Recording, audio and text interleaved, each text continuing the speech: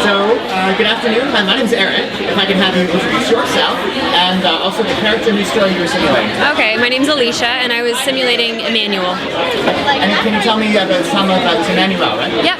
Can you tell me about some of Emmanuel's challenges this morning? Yeah, for sure. He has a lot of problems with his teeth. He is unemployed currently.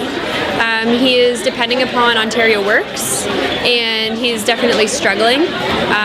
He has been unemployed for quite a while, so he needs some help getting back onto his feet, and he definitely is feeling the stress of the system weighing on him, I would think. Of all the things you had to deal with in the simulation this morning, what would you say was the most difficult for you? I think that the most difficult was the way that you see that people automatically kind of fall into these roles and start treating each other differently.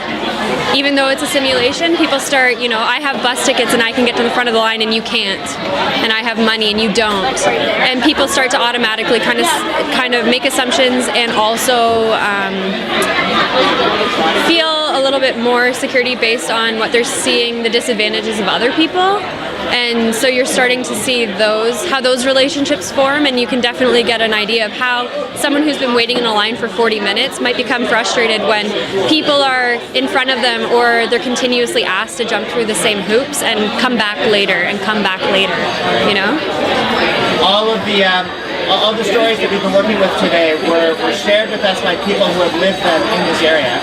With that in mind, how do you feel about poverty in Kingston? Well, I do have some experience just in general, experiencing and seeing devastating poverty in different countries.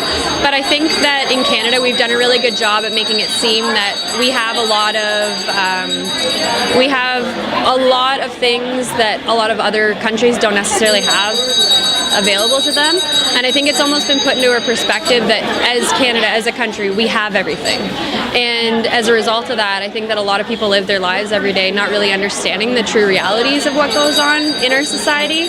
And as a result, they become extremely ignorant to what is going on. And as a result of that, there isn't much of a dialogue. And a lot of people have the attitude that it doesn't affect me, so it doesn't matter. But what you see in other countries and developing countries is where there is extreme poverty, those people are all working together. Whereas here, I could have a neighbor that's in extreme poverty and it's not my problem because we're very divided. So I think that in places like Kingston, where these are issues, we need to be coming together a lot more and talking about them, and the dialogue needs to be there. Otherwise, of course, people are going to be ignorant. That comes down to education. There needs to be education and resources. That's great.